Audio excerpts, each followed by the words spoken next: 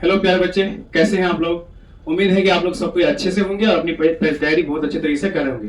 आज हम लोग आप लोगों के लिए पार्ट 1 में इंटर परीक्षा 2026 के लिए most VVI objective English paper से लेकर के आए हैं, क्योंकि बहुत सारे बच्चों का डिमांड था कि सर इंग्लिश पेपर का लेकर आइए, इंग्लिश पेपर का लेकर के आइए। तो आज हम लोग वे सारे ऑब्जेक्टिव लेकर के आए हैं जो बिहार बोर्ड के द्वारा लगातार पिछले 5 सालों से पूछा जाता है। तो हम लोग इंग्लिश लेकर के आए हैं और ये बहुत ही इंपॉर्टेंट है। बहुत सारा क्वेश्चन आपका इससे टच करेगा। आप लोग वीडियो के लास्ट तक जरूर देखिए और इंग्लिश का आप लोगों को डायरेक्ट आंसर बताएंगे और कुछ उसमें से हल्का फुल्का एक्सप्लेनेशन भी करेंगे। तो चलिए ऑब्जेक्टिव की ओर हम लोग, आप लोग लास्ट में जरूर बताइएगा इस पहले पार्ट में आपका 50 में से कितना ऑब्जेक्टिव इंग्लिश का सही होता है। फिर दूसरे पार्ट में हम लोग दूसरा 50 का लेकर के आएंगे। हम लोग 100 ऑब्जेक्टिव हम लोग इंग्लिश का कंप्लीट करेंगे। इसमें आपका बुक पर्सन भी है और ग्रामर पर्सन भी है। तो पहला क्वेश्चन लेते हैं हम लोग। पहला क्वेश्चन है Who wrote the poem My Grandmother's House? यानी क्वेश्चन ये कहता है कि ग्रैंडमदर हाउस नाम का कोई जो है क्या है, पोएम है। इस पोएम को किसने लिखा है? तो इसका करेक्ट आंसर हो जाएगा ऑप्शन ए, कमला दास। दूसरा है, इसमें देख सकते हैं हम लोग, N acceptance speech is delivered. Acceptance के माने होता है स्वीकार, क्या करना, स्वीकार करना। N acceptance speech is delivered यानी अगर कोई स्वीकार्य स्पीच अगर डिलीवर किया जाता है, कोई स्वीकार्य भाषण अगर दिया जाता है, तब क्या होता है? तो ऐसी स्थिति में क्या हो जाएगा, व्हाइल रिसीविंग एन अवार्ड। तो एक्सेप्टेंस स्पीच तब दिया जाता है जब आप कोई अवार्ड क्या करते हैं, रिसीविंग करते हैं। इसका ऑप्शन भी सही हो जाएगा। नेक्स्ट है, choose the correct synonym of ancestor. Ancestor का मतलब होता है पूर्वज और सिनोनिम का मतलब प्यारे बच्चों आपको पता ही होगा, इसका अर्थ होता है पर्यायवाची। पर्यायवाची। तो इसका पर्यायवाची क्या होगा? जैसे हिंदी में होता है ना, जल को हम लोग पानी भी कह देते हैं, तो वैसे ही क्या हो जाएगा, सिनोनिम ऑफ एंसेस्टर। एंसेस्टर का मतलब होता है पूर्वज, यानी हम लोगों से पहले हमारे बाप दादा जो दुनिया से चले गए, या उनके बाप दादा जो इस दुनिया से चले गए, जितने भी लोग इस दुनिया से चले गए, जब से दुनिया बनी है लेके अब तक जो चले गए, उन सबको हम लोग क्या कहेंगे, पूर्वज कहेंगे, एंसेस्टर कहेंगे। तो इसका दूसरा पर्यायवाची कौन होगा? तो इसका सही आंसर होगा option C, forefather. The poet of the soldier. The poet of the soldier is. तो पोएट के माने कवि होता है, सोल्जर का कवि, यानी सोल्जर जो एक पोएम है, पोएम, इसका कवि कौन है? तो इसका सही आंसर हो जाएगा आपका B, Robert Brook. Robert Brook क्या है, उसका पोएट है। She has lived here 5 years। यहां पर दो में से एक चुनना है, since या for। तो आप लोगों को यह पता होगा since का यूज कब होता है और for का यूज कब होता है। तो प्यारे बच्चों जान जाइए आप लोग, टाइम ऑफ पॉइंट के लिए, यानी कोई निश्चित समय जहां से शुरू होता है, टाइम ऑफ पॉइंट के लिए किसका यूज होता है? टाइम ऑफ पॉइंट के लिए since का यूज होता है, और टाइम ऑफ पीरियड के लिए, टाइम ऑफ पीरियड, इसके लिए किसका यूज होता है? फोर का यूज होता है। तो क्योंकि ये टाइम ऑफ पीरियड है, इसलिए यहां पे किसका यूज हो जाएगा? फोर का यूज हो जाएगा। ऑप्शन बी इसका करेक्ट है। द मिस्ट्री कैट आप लोग पढ़े होंगे। Macavity is called. मैकेविटी को कहा जाता है, क्या कहा जाता है? तो इसको कहा जाता है, बी ऑप्शन इसका, द हिडन पॉ। हिडन के माने होता है छुपा हुआ। हिडन के माने क्या होता है? छुपा हुआ, ठीक है। और पॉ के माने समझती है, एक ऐसा चीज जो मतलब उसको हम लोग क्या कहते हैं, उसको जो घटना वगैरह होता है उसी को हम लोग क्या कहते हैं? पॉ कहते हैं, हिडन पॉ, छुपा हुआ। द मिस्ट्री कैट में बिल्ली को हिडन पॉ कहा गया था। नेक्स्ट है, choose the correct passive voice. इसमें कौन ऐसा है जो क्या है, पेसिव है? यहां आपको एक्टिव दिया हुआ है, he is writing a letter. सबको पता है जो ऑब्जेक्ट होता है वो किसमें चेंज होगा? सब्जेक्ट में। और जो सब्जेक्ट है आपका किसमें चेंज हो जाएगा? ऑब्जेक्ट में। और सबको पता है प्यारे बच्चों, जो भी भर्ब रहे, भर्ब 1 रहे, भर्ब 2 रहे, भर्ब 3 रहे, भर्ब 4 रहे, हर भर्ब को पेसिव होने के लिए भर्ब 3 में चेंज होना पड़ता है। तो राइटिंग का जो भर्ब 3 है, रिटन है, रिटन, तो हम देख रहे हैं रिटिंग यहां भी है, रिटन यहां भी है, रिटन यहां भी है। अब ऐसे में क्या करना होगा, ये जो है राइटिंग, उसके पहले क्या लगता है? बीइंग लगता है। क्या लगता है? बीइंग। तो आप देख लीजिए इसमें से कौन सा आंसर करेक्ट हो जाएगा। तो सी नंबर इसका क्या होगा? करेक्ट होगा। A letter is being written by him. Next देखते हैं हम लोग क्या है इसमें। वीडियो अगर आप लोग को अच्छी लगे तो शेयर जरूर कीजिएगा अपने दोस्तों से और लाइक जरूर कीजिएगा प्यारे बच्चों। हम लोग भी स्ट्रगल कर रहे हैं, शुरुआती दौर है हम लोगों का। आप लोग अगर थोड़ा सा सपोर्ट करेंगे तो हमारा ये परिवार इल्मी द पावर ये भी बहुत बड़ा होगा आप लोगों के सपोर्ट और सहयोग से। Who is the speaker? Speaker क्या होता है? वक्ता। वक्ता who is the speaker in the poem snake. Snake जो एक आपका कविता है किताब में, प्रोज सेक्शन में है, ये पोएट्री सेक्शन में। कौन सेक्शन में? पोएट्री सेक्शन में एक कविता है जिसका नाम है स्नेक। उसमें वक्ता कौन होता है, यानी सांप के बारे में बताता कौन है? तो इसका सही आंसर हो जाएगा option B, DH Lawrence.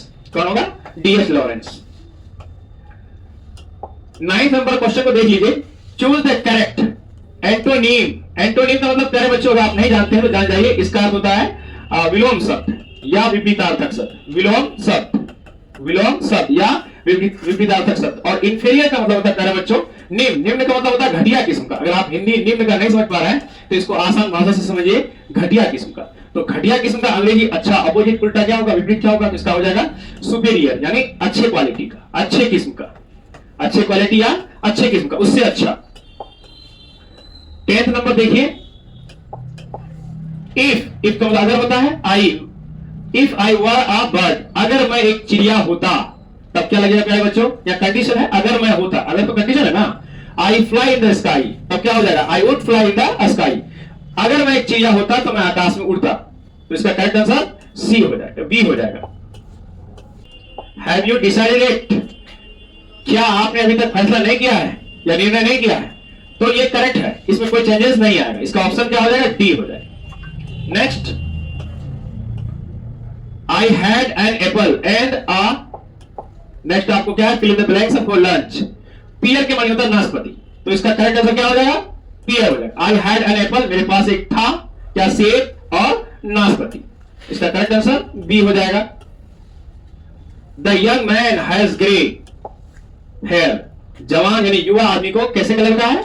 Grey colour का बाल है। इसमें से आपको एडजेक्टिव चुनना है प्यारे बच्चों। क्या चुनना है? एडजेक्टिव। तो एडजेक्टिव दे दीजिए। ये सब के सब क्या है? नाउन है।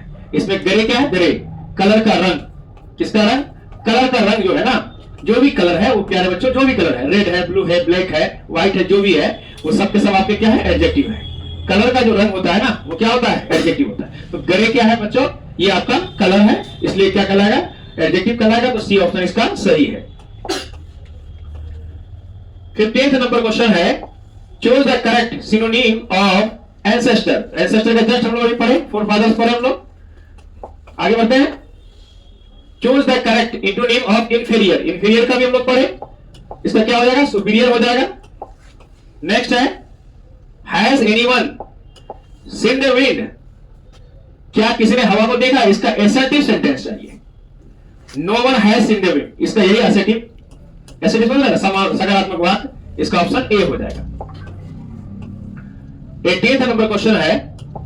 The moon has not yet, चांद अभी तक नहीं निकला है।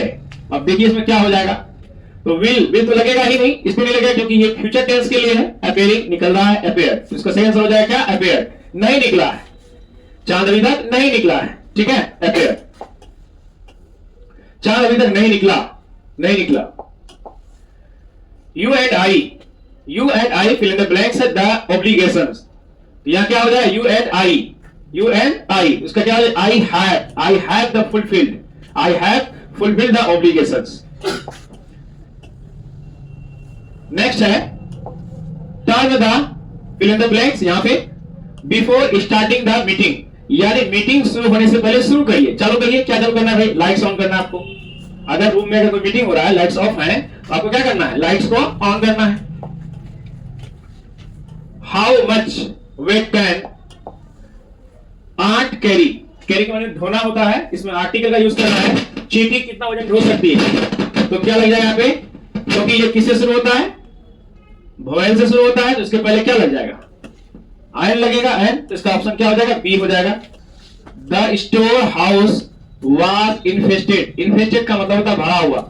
स्टोर हाउस है जहां हम लोग घर में कुछ रखते हैं बेकार सामानों को, उसको स्टोर हाउस कहते हैं। वो भरा हुआ है, तो किससे भरा हुआ है? चूहों से भरा हुआ है। यहां क्या लग जाएगा? विथ लग जाएगा। ऑप्शन बी आप सही है।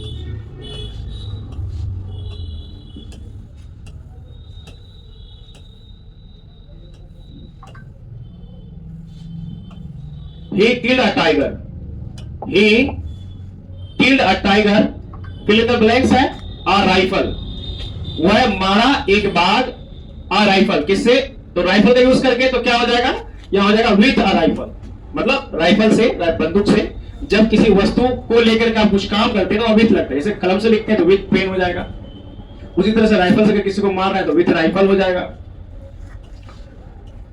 24 में आइए, a doctor should examine him, तो यहां पे कौन सा सही होना चाहिए?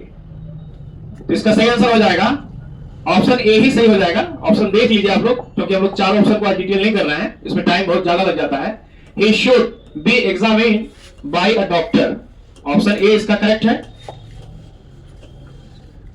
मीटा said she will sing a song, तो इसका करेक्ट क्या हो जाएगा? देख लीजिए आप लोग, इसका करेक्ट सेंटेंस हो जाएगा सी नंबर। देखिए, Meetha said that she would sing a song, she would sing a song. 26 देखिए, the antonym of occupied, occupied के माने भरा हुआ होना या किसी पर कब्जा जमा लेना। जब कोई चीज है, इस पे अगर हम लोग कोई चीज जगह रख देंगे या इसको काबू में कर लेंगे तो क्या कहलाएगा? वो ऑक्युपाइड कर, एक जगह है इस पर हम लोग क्या कर लिए? ऑक्युपाइड कर लिए, कब्जा कर लिए हैं, यानी उसमें कुछ भर दिए। तो उसी का जस्ट क्या हो जाएगा? खाली। तो खाली का क्या होगा ऑप्शन? वैकेंट। वैकेंट मींस खाली। वर्ड मीनिंग बहुत इंपॉर्टेंट है मेरे प्यारे बच्चों। डियर स्टूडेंट्स, वर्ड मीनिंग आपको कलेक्ट जरूर करना है। Due fill in the blanks anything, तो क्या हो जाएगा? नीड। तो इसका सही आंसर क्या होगा? नीड ही होगा। Do you need anything? Option C. Sushil kept walking, तब क्या हो जाएगा? आगे की ओर अगर कोई बढ़ रहा है, टहल रहा है, तो वह क्या हो जाएगा? फॉरवर्ड हो जाएगा। क्या हो जाएगा? फॉरवर्ड। आई डोंट नो, मैं नहीं जानता, हाउ द मनी गॉट, तब क्या हो जाएगा? मैं नहीं जानता कैसे रुपए चोरी हुए, तो इसका क्या हो जाएगा? स्टोलन हो जाएगा। स्टोलन यानी ऑप्शन ए इसका सही है। चूज द करेक्ट सेंटेंस, इसमें से कौन सा सेंटेंस है जो क्या है? करेक्ट है। तो इसका देखिए आप, पहला ही नंबर देखिए, what might have happened to the boy, लड़के के साथ क्या हुआ है, ठीक है, ये इसका करेक्ट है। बाकी आप सेंटेंस को, दूसरे सेंटेंस को पढ़ के देखिएगा तो आपको लग जाएगा कि ये करेक्ट आंसर है।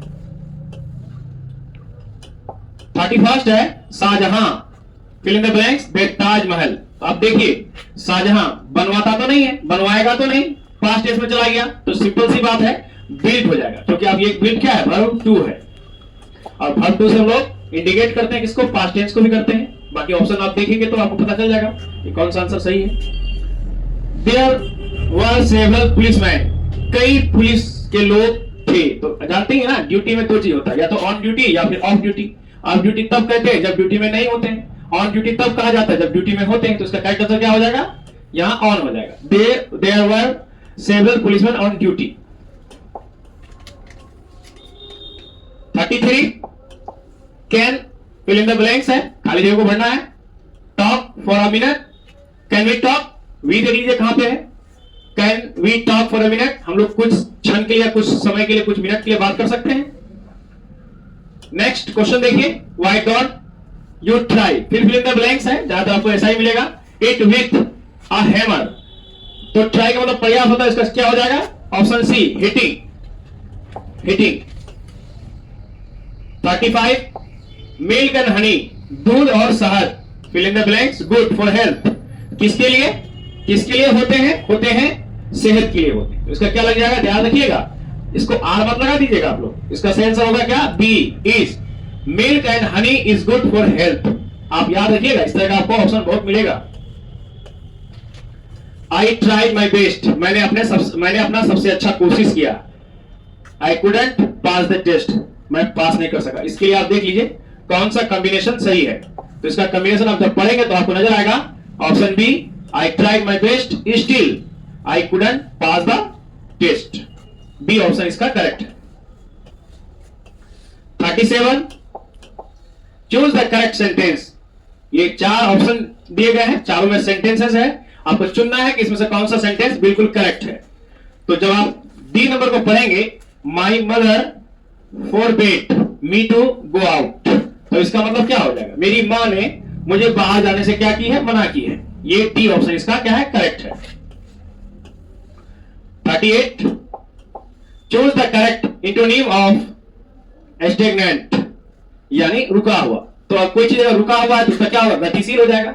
और आज की डेट में आप अगर हमें देख भी पा रहे हैं तो समझ रहे हैं किससे देख रहे हैं, आपके हाथ में क्या है, मोबाइल है।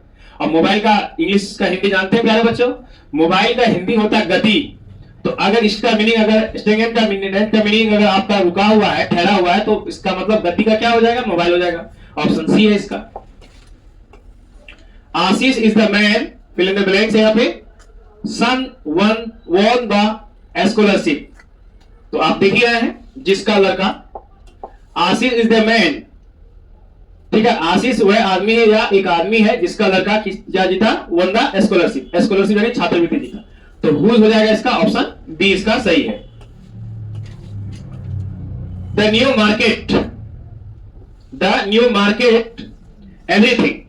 तो अब क्या हो जाएगा इसमें, यह हो जाएगा आपका नए मार्केट में सब है। तो यहां पे देखिए एक्चुअली वर्ब है ये सब, इसमें ऑप्शन डी सही हो जाएगा। The new market has everything. 41 choose the odd one out. यानी प्यारे बच्चों इसमें से 4 ऑप्शन में 3 सेम होगा आपका, एक अलग होगा। ओड के माने क्या होता है, विषम या अलग हो जाना, उसी को हम लोग क्या कहते हैं, ओड कहते हैं। ओड इवेंट, इवेंट मतलब एक जैसा, और ओड के माने क्या होता है, विषम यानी अलग होना। तो आप देखिए यहाँ पे कौन सा अलग है, इसका सही आंसर होगा सी ऑप्शन, पेपर। कैसे, पेंसिल है, मार्कर है, पेन है, तीनों से तो हम लोग लिखते हैं, पेपर पर लिखते हैं, इसलिए ये अलग है, ऑप्शन सी हो जाएगा। When you feel exhausted, you should, अगर जब आप महसूस करते हैं थका हुआ तो आपको क्या करना चाहिए, आपको तो फिर सोना चाहिए। सोना मतलब क्या होगा, आपका आराम हो जाएगा। तो ऑप्शन सी इसका करेक्ट आंसर है। नेक्स्ट है choose the correctly spelled word. इसमें से कौन ऐसा वर्ड है जो जिसका बिल्कुल करेक्ट स्पेल्ड किया हुआ है। आपको सब में गलत रहेगा, एक का स्पेलिंग बिल्कुल करेक्ट रहेगा, उसी को आपको चुनना है, बोला करना है इसको। तो इसका सही आंसर होगा प्यारे बच्चों बकेट। बकेट का स्पेलिंग करेक्ट है, BOUQUET, bucket. Your result is not. यहां थोड़ा सा कंफ्यूज होइएगा, लेकिन ऑलरेडी गुड भी होगा और टू गुड भी होगा। तो आपको चलना है किसके साथ, टू गुड के साथ। Your result is not too good, आपका जो परिणाम है वो बहुत ही अच्छा नहीं है, इसका मतलब यही हुआ, too good. 45 Alps are the longest mountain range. तो प्यारे बच्चों पहले ये जानिए आल्प्स क्या है, ये पर्वत श्रृंखला है। जैसे हमारे भारत के सिर के ऊपर क्या है, हिमालय पर्वत श्रृंखला है ना, द हिमालय। तो वैसे ही यूरोप में एक पर्वत श्रृंखला जिसका नाम क्या है प्यारे बच्चों, आल्प्स है, आल्प्स। आप अगर कोई ज्योग्राफी के विद्यार्थी होंगे तो उनको पता होगा। तो और आपको यह भी पता होगा कि कोई भी अगर नदी का नाम है, महासागर का नाम है, और कोई अगर माउंटेन रेंज है तो उसके नाम के पहले द का यूज किया जाता है। तो आप समझ गए होंगे कौन सा ऑप्शन करेक्ट होगा, ऑप्शन सी इसमें क्या होगा, करेक्ट हो जाएगा। The will wash the car, Hindi समझ में आ ही गया होगा वो लोग, आप लोगों को। The will wash the car, वे लोग कार धोएंगे। अब इसका क्या बनाना है, क्वेश्चन टैग बनाना है। तो क्वेश्चन टैग के लिए देखिए, अगर आपका इधर अगर एफर्मेटिव मूड में रहता है तो आपको इधर किसमें जाना पड़ेगा, नेगेटिव मूड में। तो यहां क्या हो जाएगा, वॉन्ट दे। वॉन्ट दे को जानते हैं क्या लिखा गया है, will not they, will not they, actually ये है, ठीक है। तो इसका करेक्ट आंसर क्या हो जाएगा, बी हो जाएगा, वॉन्ट दे।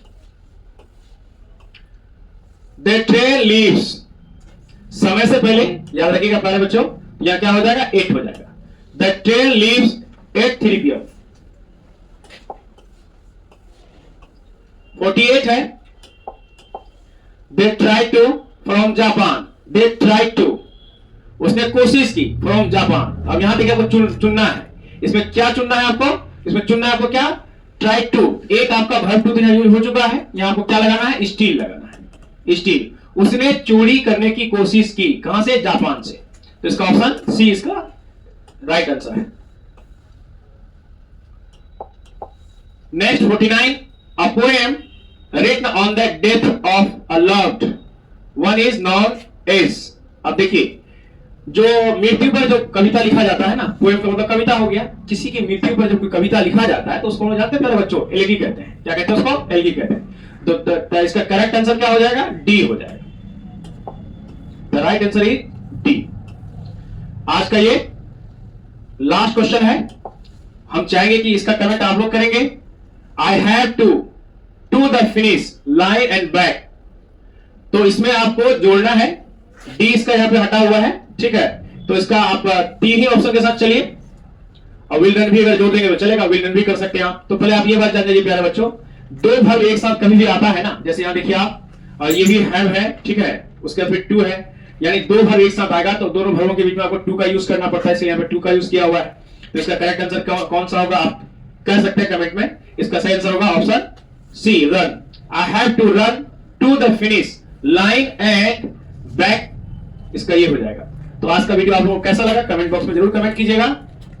नेक्स्ट जो हम लोग पार्ट फिर हम लोग 50 ऑब्जेक्ट का लेकर के आएंगे, उसमें आपका मैक्सिमम हम लोग ग्रामर पर्सन कंप्लीट करेंगे। आज भी ग्रामर पर्सन था और उसके साथ बुक पर्सन भी होगा। तो आपका वे सारा ऑब्जेक्टिव हम लोग लेकर के आ रहे हैं जो पिछले लगभग 3-4 सालों से बिहार बोर्ड के द्वारा पसंदीदा क्वेश्चन बनाया हुआ है। तो आज का वीडियो कैसा लगा, आप लोग अगर चैनल में पहली बार है तो सब्सक्राइब जरूर कीजिएगा, लाइक और शेयर जरूर कीजिएगा। Thank you.